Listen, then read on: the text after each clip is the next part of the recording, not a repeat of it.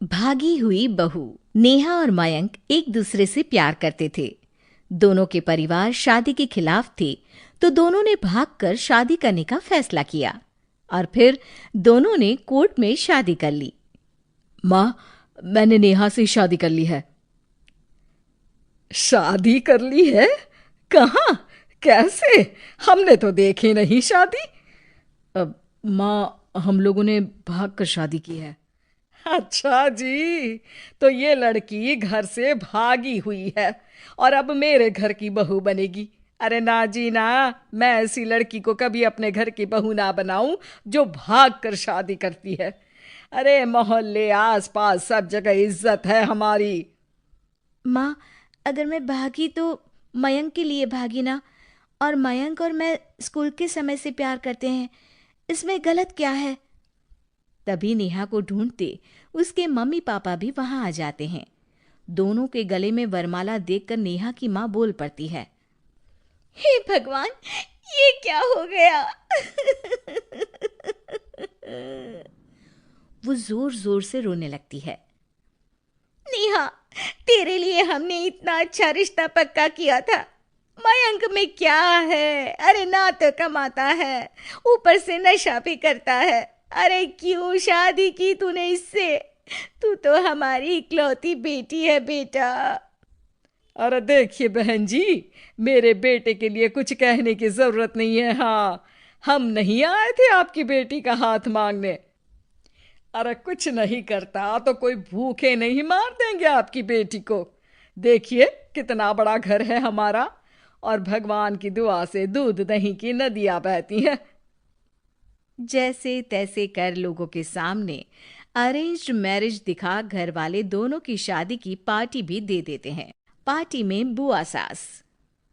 अरे भाग कर शादी कर ली थी दोनों ने। लड़की को देखो, शक्ल से तो चालाक लग रही है। क्या? अरे पर रीटा बहन तो बोल रही थी कि दोनों की अरेंज्ड मैरिज है। तभी चाची कहती है, अरेंज्ड? अरे रीटा, अरेंज्ड करती तो कैसे इतने बड़े घर की लड़की लाती? लड़के में है क्या? अरे सिर्फ दिखता अच्छा है ना, पर ना कमाता ना धमाता, उल्टा नशा अलग से करता है। अरे पता नहीं भागी हुई लड़कियां किसी घर में टिकती भी है कि नहीं। दिन बीतते जाते हैं। एक दिन। अरे रीटा, हम लोगों को 2 दिनों के लिए पंजाब जाना पड़ेगा। मेरी बहन यानी कि तुम्हारी ननद की बेटी की शादी जो है। हाँ हाँ चलते हैं, लेकिन घर किसके भरोसे छोड़ दें? आजकल तो घर बंद रखना सेफ नहीं है। अरे माँ, टेंशन क्यों लेती हो? मैं और नेहा तो घर पर ही रहेंगे ना। अरे हाँ हाँ, तू तो मेरा बेटा है, लेकिन सच कहूँ मुझे इस लड़की पर रत्ती भर विश्वास नहीं है। अरे माँ, नेहा तुम्हारी बहू है। बहू? अरे जो लड़की भाग कर शादी कर सकती है, वो घर पर चोरी भी तो कर सकती है। मयंक को माँ की बात का बड़ा बुरा लगता है। वो नेहा की तरफ देखता है जिसकी आंख में आंसू भरे होते हैं। माँ जी, आप अपनी अलमारी में ताला लगा लो। हाँ हाँ, तो वो तो लगा ही दूंगी, लेकिन कहीं तू घर का बाकी का सामान भी। अरे भाई, भागी हुई लड़की का क्या भरोसा। धीरे धीरे दिन बीतते हैं। एक दिन नेहा घर के बाहर गार्डन में पेड़ों को पानी दे रही थी, तभी पड़ोस की बहू, अरे नेहा, कैसी हो? बहुत सुना है तुम्हारे बारे में, लेकिन तुम तो दिखती ही नहीं हो। हाँ, वो बस घर का काम करने में समय ही नहीं मिलता। अच्छा अच्छा, शाम को ना मेरे घर आना, बैठकर गप्पे लड़ाएंगे हम। जी जरूर। तभी उस पड़ोसन की सास आ जाती है। अरे बहू, ये किससे बात कर रही है? अरे माँ जी, ये ना शर्मा आंटी की बहू नेहा है, जो मयंक भैया की बीवी है। हाँ हाँ, बस सबको पता है ये कौन है और कैसी है। इससे ज्यादा मेल जोल रखने की कोई जरूरत नहीं है। पता है, भागी हुई लड़की है ये। शादी से पहले भागी थी ये। तभी वहां मयंक आ जाता है। क्या हुआ आंटी जी? अब अरे नहीं नहीं, कुछ नहीं मयंक बेटा। कैसे हो? बड़े हैंडसम लग रहे हो। इस टाइम पर भी घर पर?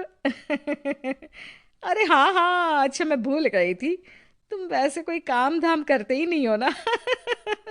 अच्छा ठीक है, चलो फिर मिलते हैं। मयंक नेहा के सामने अपनी और उसकी बेइज्जती सुनकर परेशान हो जाता है। कोई बात नहीं, रहने दीजिए, आप परेशान मत हो, सब ठीक हो जाएगा। एक दिन नेहा की माँ उसके घर आती है। अरे आइए आइए, कैसे आना हुआ? नेहा को लेने आई है क्या?